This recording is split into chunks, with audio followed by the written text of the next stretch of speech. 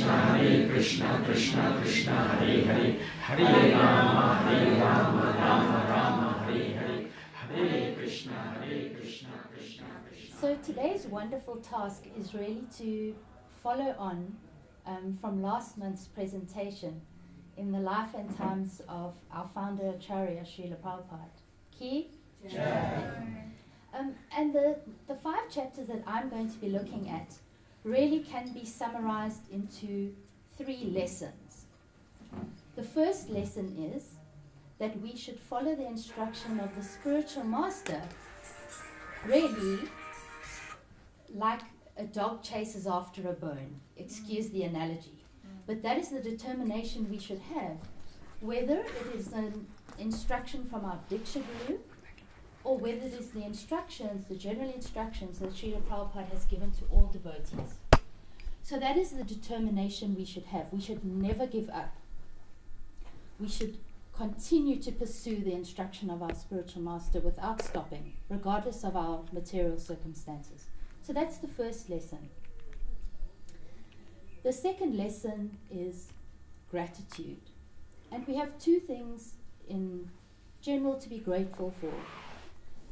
The first thing is that we have to be grateful for everything Srila Prabhupada has done for us. The suffering he has endured, the illness, the harsh conditions, and all the sacrifices that he made just to leave India, which we will learn about today. So that is the sense of gratitude that we have, and we can never ever really repay Srila Prabhupada for everything that he has done for us. The other aspect of gratitude that we need to consider is all these wonderful arrangements that Srila Prabhupada and Krishna have provided us in order to practice our devotional service. The center here in Sandton, the Govinda's restaurant, the opportunities to prepare the Sunday feast, the opportunities to participate in Food for Life, and the opportunity to care for other devotees by coming involved in the society and in the community here in Sandton. So that's gratitude. And then the last lesson that we learn from these 5 chapters, but it essentially is the lesson of our lives, is that we have no other business except learning to love Lord Krishna. So that is the 3 things that you will see will stand out from our discussion today.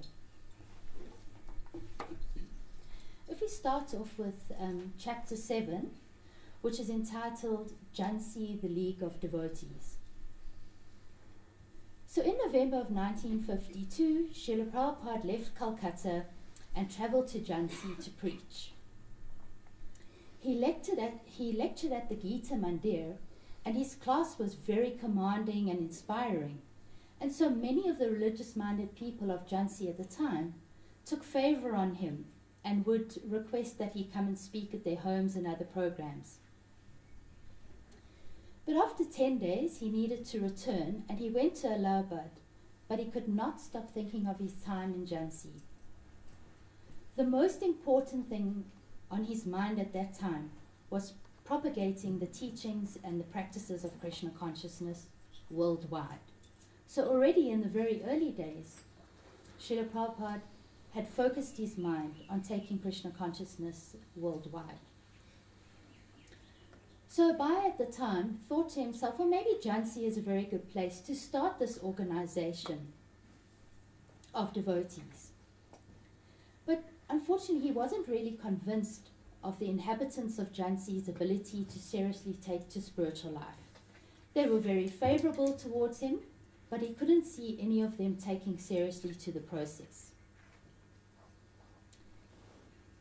He met a man called Dr. Mishra, and to him he set out and explained his plan of setting up what at the time he called the League of Devotees.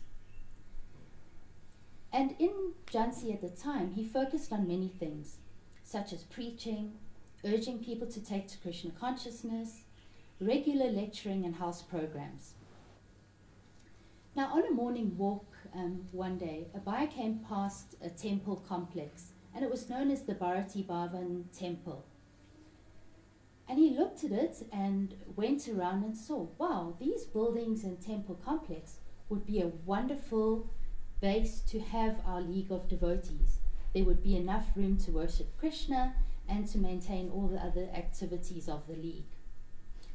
So he approached the caretaker of the property, who at that time was Mr. Bayal, and asked if his League could make use of the property. So Mr. Bayal agreed, and basically in charity said that Abai could use the temple complex for his League. So Abai set out and designed and created a charter for the League of Devotees. And he included the following aspects: a probation period for participants, spiritual initiation, economic reciprocation between the League and members, lodgings for preachers, and he included the 4 regulative principles. Abai saw the League as an international organization, and the League would aim to publish literature in many languages and to print a monthly Back to Godhead magazine. The grand opening of the League of Devotees was held in Jhansi on the 16th of May 1953, and it was covered by the local media. Abai was confident that the Bharati Bhavan temple would now be established and recognized as the head of, or the head office, you would say, of the League of Devotees. About 50 people joined his Sankirtan movement, and using Bharati Bhavan as a base, they then traveled and preached to all the nearby towns around Jhansi. Seeing that the movement was growing, he decided to approach the caretaker, Mr. Bayal, and say, could he not sign over the property formally to the League of Devotees, because then he would have surety that the head office was stable, and then he could continue his preaching efforts from there. Unfortunately, Mr. Bayal wasn't very integritous and told Abai at the time that the property would cost 500 rupees. Abai was very short of funds, and he couldn't manage to collect the required 500 rupees. And later, when he reapproached Mr. Bayal to ask him if there was any opportunity to perhaps lower that fee, Mr. Bayal then told him that the fee had been raised to 5,000 rupees, which was completely out of Abai's reach. And we must remember, we're talking about the late 50s, early 60s. 5,000 rupees in those days would have been a huge amount of money. So Abai racked his brains and thought, how do I go about collecting 5,000 rupees? Around Jhansi, he knew that there would be no luck, because he had already been preaching there and distributing literature, and so he knew what the environment was. So then he decided that he would have to return to his pharmaceutical company in order to work and raise the 5,000 rupees necessary to purchase the property. And so Abai arrived back in Calcutta in 1954. He managed to find a place to stay at a sangha which was quite close to where his family lived. Abai realized that his family was not really interested in spiritual life, and they would not become serious about devotional service. But still, when he visited the house, he would lecture on Bhagavad Gita and hold meetings with different interested people. But while he was doing this, his family actually sat in another room, drinking tea and conversing. And he had been very hopeful that his wife, Radharani, would actually join him in devotional service and assist with the mission. But unfortunately, Radharani was not interested at all. At one point, Abai asked Radharani, okay, now you have to choose. You have to choose between me and tea. I cringed when I read this part of the book. But unfortunately, Radharani chose tea. And she had thought that Abai was joking, but he really wasn't. Then the last straw came for him. While he was out one day, Radharani took his copy of Srimad Bhagavatam, went to the market, and exchanged it for some tea biscuits. I felt ill. Yeah, it's quite shocking to read, but that's how it went. When Abai got home, he was absolutely devastated and realized that his family life as he knew it was completely over. So he left then, knowing that he would never come back. He was unfortunately broke and starving when he returned to Jhansi to continue the League. He had initially gone to Calcutta to raise the Lakshmi to purchase the property, but had then left Calcutta with no money, no family, and no business. So then Abai was 58, and so he took Vanaprast and dedicated his life to preaching. He was welcomed back by his followers to Jhansi, but now there was an additional complication. There was something called the Mahila Samiti Sangha, which was really an organization that promoted developing women with skills such as secretarial, typing, in order to prepare women to enter the workplace and improve their family living conditions. And after quite a struggle, Abai realized that he wasn't going to win, and that ultimately it was Krishna's will that Jhansi was not going to be the capital of the League of Devotees. He felt sad, though, that this chapter of making ambitious plans for a worldwide movement in Jhansi had ended, so he decided to leave and travel to Mathura. This takes us on to the next chapter, chapter 8, and it has a very touching title.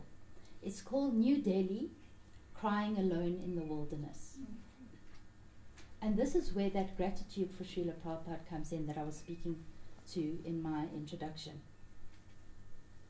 So Abai made arrangements to work on some publications for his godbrothers. He arrived in Delhi to a rundown math where the devotees were not performing their prescribed duties.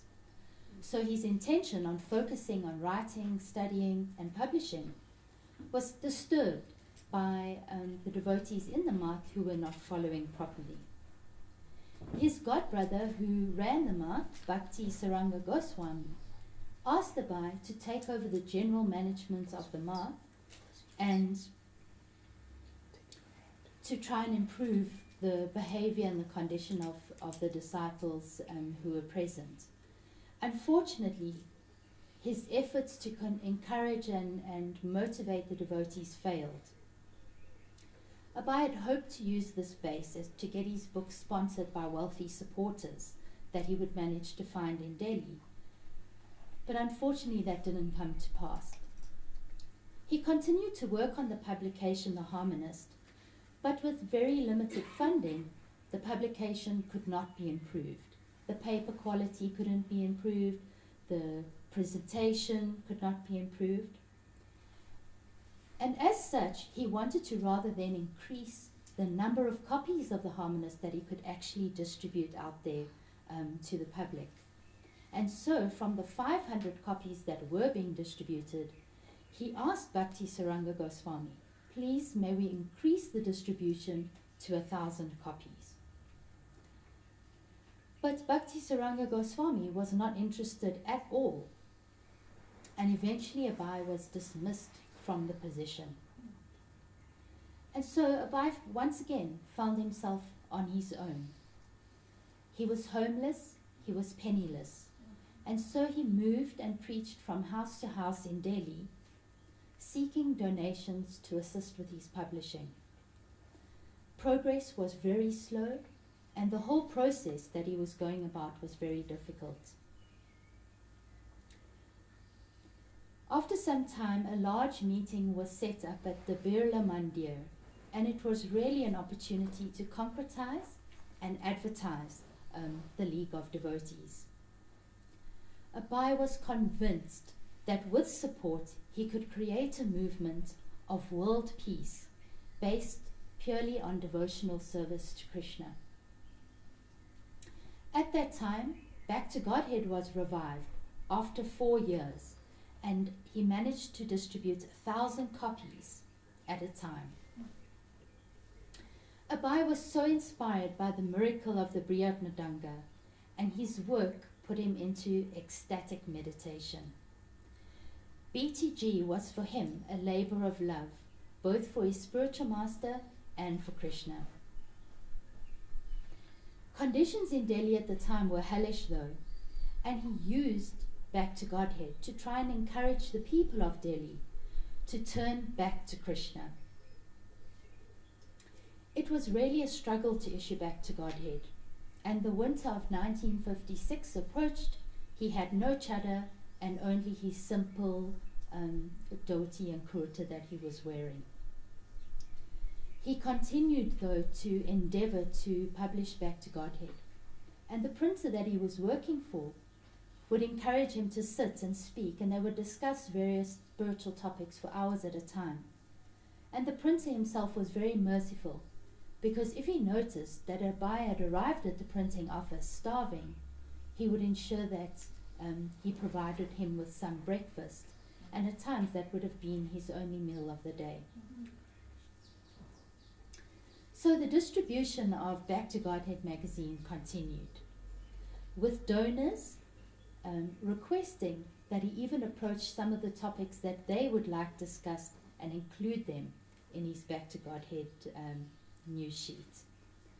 But many people at the time chased Abai away when he approached them and said, sorry, we've got no time for you, and would reject him in that fashion. And these rejections led him to write an article entitled, No Time, a Chronic Disease of the Common Man. Mm-hmm. And don't we suffer from that exact chronic disease today? And this was in like 1956, 57. And still, we're suffering. How many times do we say in our lives, sorry, I've got no time. I can't do that extra service, I don't have time. So we really have to take cognizance of that lesson and realize it's up to us to make the time. Okay. To follow our only business that I spoke about in the introduction, develop our loving relationship with Lord Krishna. So at the time, Abai was really fulfilling the role of a newspaper salesman. Okay. But he felt that he was extending the mercy of Lord Chaitanya, according to Shastra, and appealed to people's higher sentiment. He also managed to, at times, mail free copies of the Back to Godhead magazine out to different universities and colleges within India, and he also managed to post some copies worldwide. At that time, he urged the President of India in a letter to meet with him to discuss these important issues. However, he never received a reply.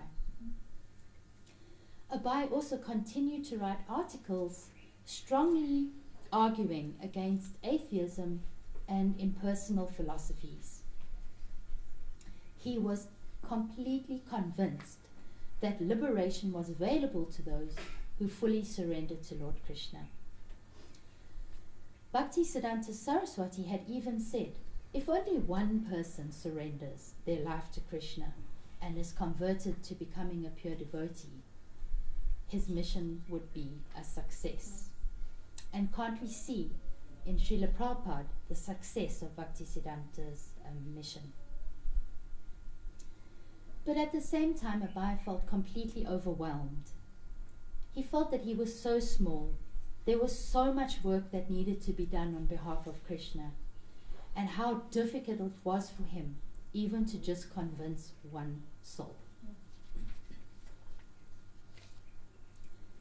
This takes us on to chapter 9, a resident of Vrindavan.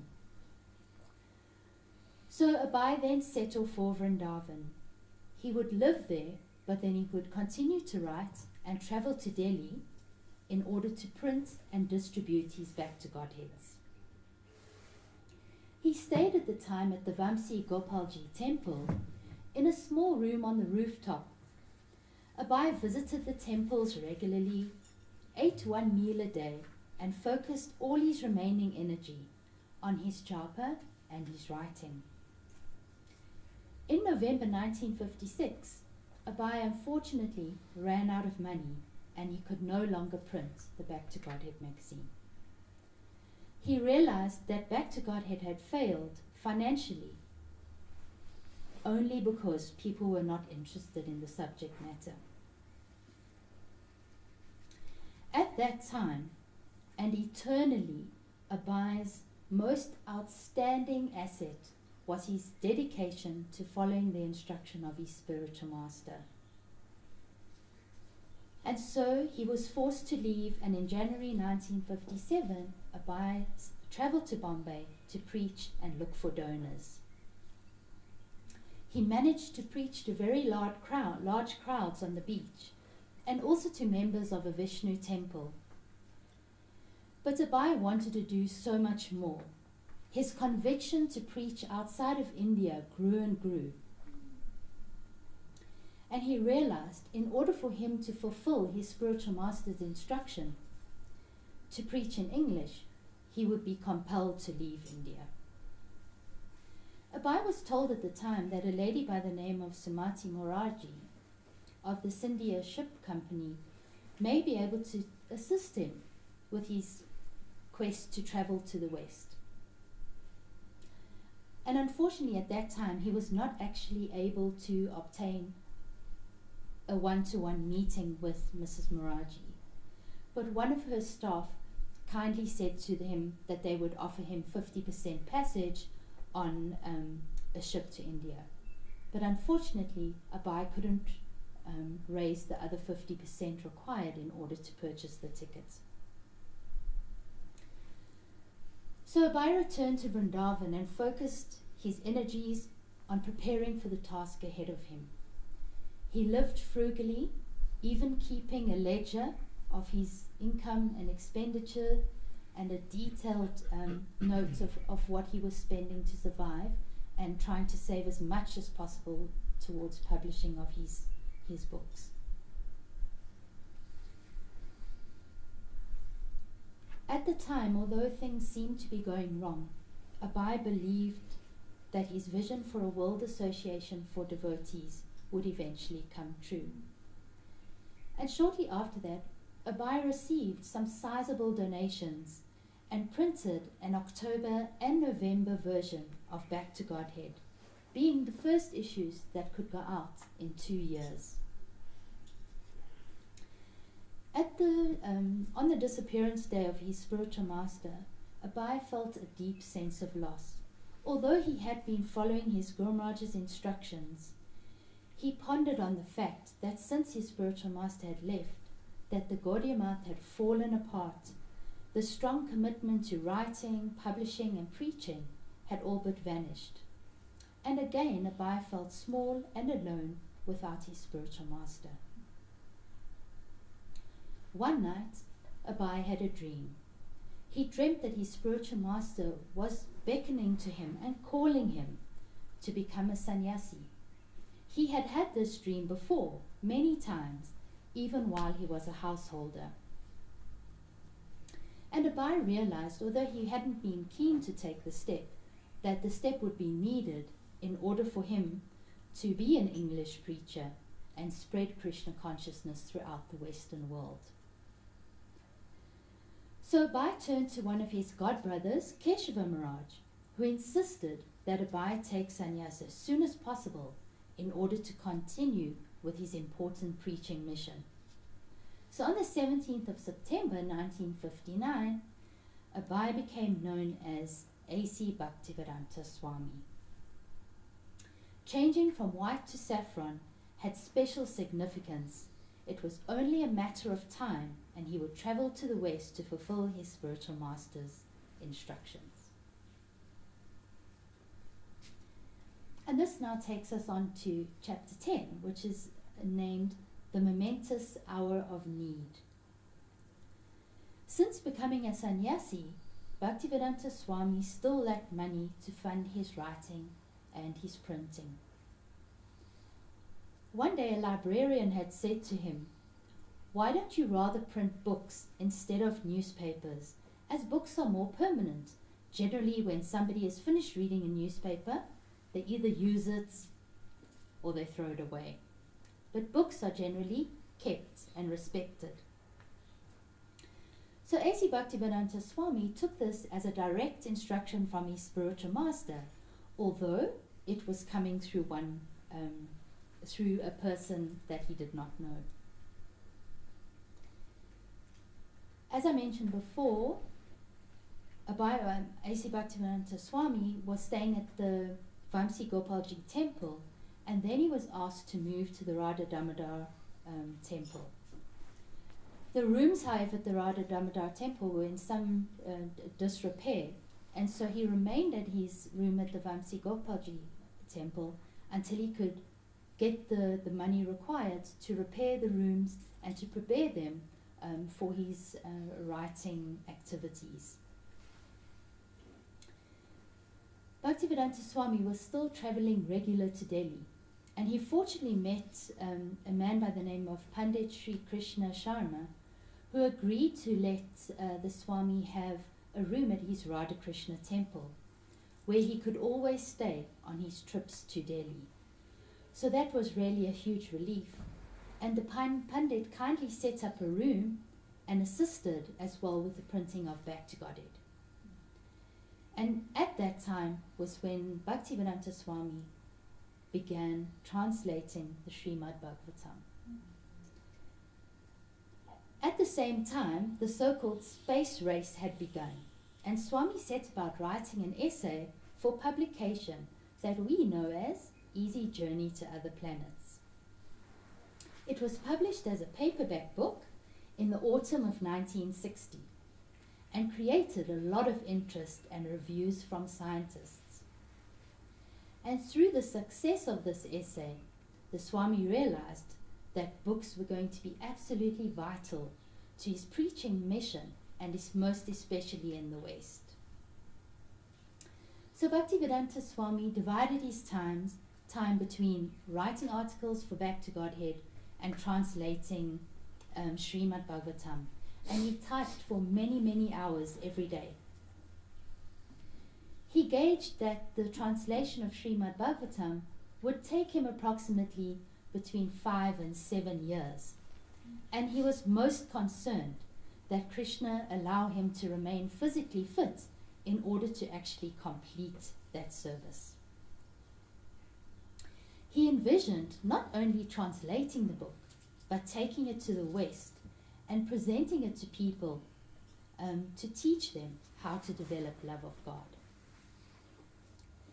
Finally, his room at Radha Damodar temple was ready, and he moved in July 1962. He knew now that he would be able to concentrate 100% on his writing, and he would begin writing at 1 a.m. every single day. Bhaktivedanta Swami also kept largely to himself so that he could dedicate all his spare time to prepare the books that he would be distributing to people in the West. Bhaktivedanta Swami had no money to travel or to print books. He had not come to Vrindavan like many other sannyasis to die and return to Godhead. He had come to gain spiritual strength for his main life's work. He did not know how the mission would unfold, but he worked tirelessly on Srimad Bhagavatam for those in the West and would wait until his master sent him. So he was completely surrendered to the instruction of his spiritual master, and he had the patience to endure all the hardships and wait for that mission to be revealed. This takes us on to chapter 11, which is entitled A Dream Come True. So Bhaktivedanta Swami went to Delhi to try and raise funds for the printing of his literature himself. And so with the donations he received, the printing of the first volume of Srimad Bhagavatam began. He managed to have 1,100 copies printed, but due to the lack of Lakshmi, he would take 100 copies at a time, travel around Delhi distributing them, and then with that money would then purchase the following 100 copies and then continue to distribute. And so it went in this way. However, sadly, the sales slowed, and it really hampered the commencement of the second volume of Srimad Bhagavatam. But he continued day and night with his writing and focusing on the purports of Volume 2. And he moved back to Vrindavan for some months to try and complete the translation of Volume 2. Eventually, Bhaktivedanta Swami was blessed with a very large donation and returned to Delhi to continue with the publishing and printing of Volume 2. And like he had done for Volume 1, he then set out with the distribution of the copies of Volume 2. His next project then was to focus his time and energy on the translation of Volume 3, and he did so in his room at the Radha Damodar temple. In it, he emphasized that if humanity did not adhere to the 4 regulative principles, their search for peace would be futile. And so it's no surprise that the 4 regulative principles form such a fundamental part of our initiation vows and our commitment in the Hare Krishna movement. So Bhaktivedanta Swami was always looking for new ways to raise funds to support his preaching and his book distribution, and he decided to travel again to Bombay to try and collect some donations. But sadly for him, the orders were very small. And so he once again decided to go and meet with Mrs. Moraji at the Scindia Ship Company, as she had been known to help sadhus in the past. Bhaktivedanta Swami, though, struggled to get an appointment with Mrs. Moraji, and eventually became frustrated. So he decided to sit on the steps of her company and chant japa until she left the office. So he did so, and she came out and he went up to speak to her, and she very kindly offered to meet with him the following day. So he presented himself at her offices and gave her volumes 1 and volumes 2 of his translation of Srimad Bhagavatam, and she kindly agreed to assist him in the publishing of volume 3. So Bhaktivedanta Swami was very enthused, and he returned to Vrindavan to his room at the Radha Damodar temple to begin earnestly translating volume 3. And he realized that just these 3 volumes of Srimad Bhagavatam were a powerful preaching tool that he could use in the West. Once the writing was completed, he realized that the publishing of volume 3 would be completed by the January of 1965. But Bhaktivedanta Swami was 69 years old, and he realized that he didn't really have time on his side, and he knew that he would need to get himself to the West as soon as possible. It had been more than 40 years since his spiritual master had given him the instruction and had asked him to preach Krishna consciousness in the West. So we can see throughout his 40 years previously, he had been persistently doing things in order to realize his spiritual master's instruction.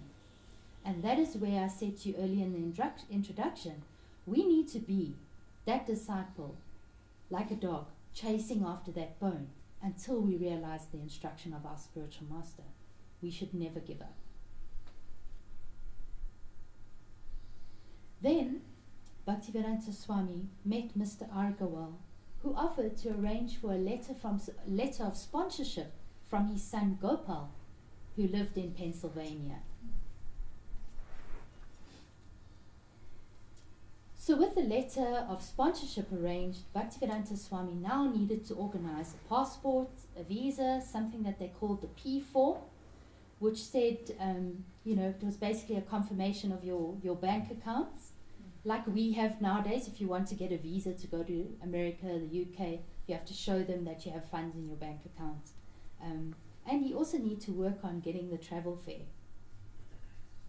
Once he had all his paperwork completed, he set off to meet with Mrs. Moraji.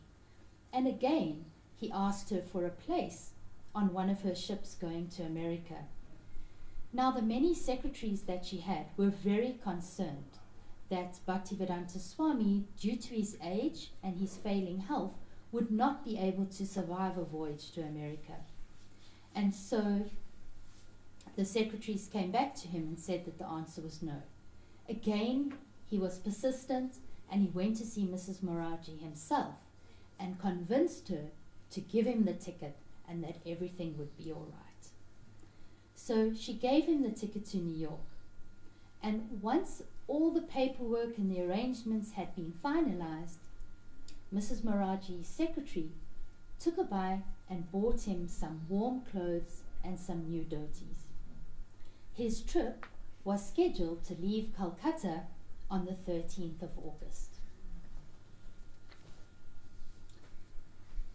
The day before Bhaktivedanta Swami left for America, he visited the Samadhi of his spiritual master in Mayapur.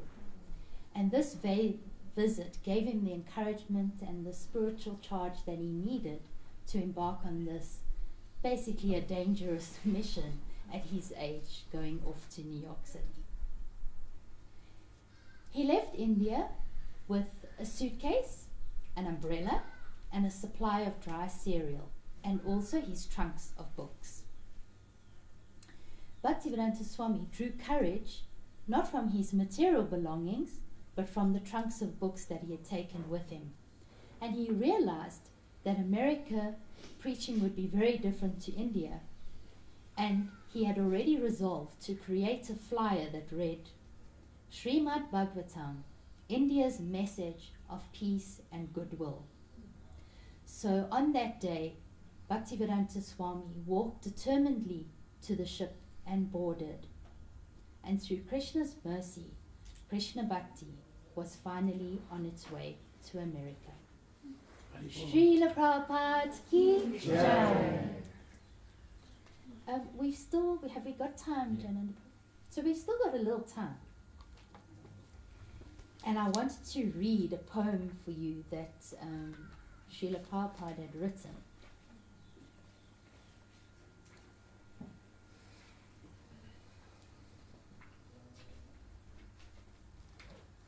Sorry, I'll get to the page.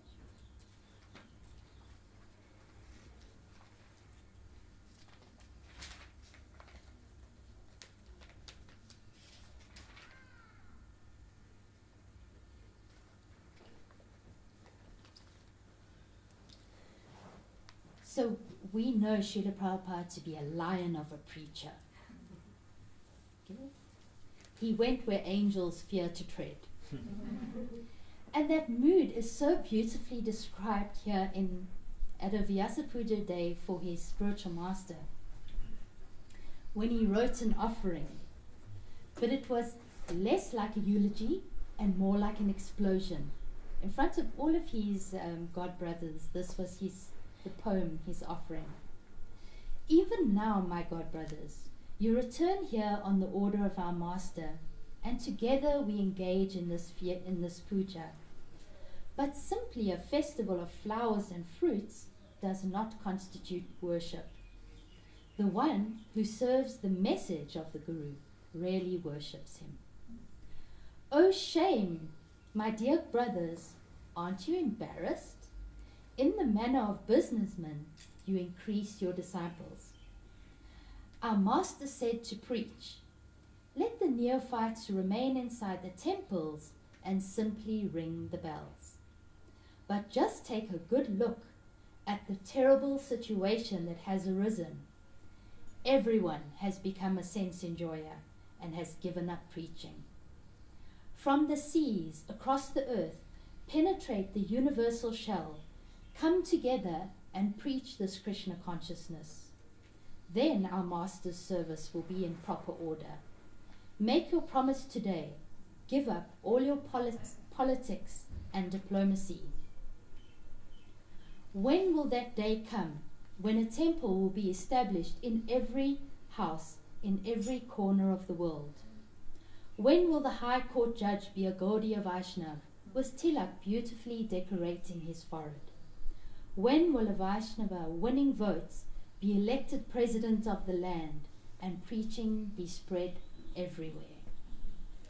This poem is the power and the purity of Srila Prabhupada. Srila Prabhupada ki Jai.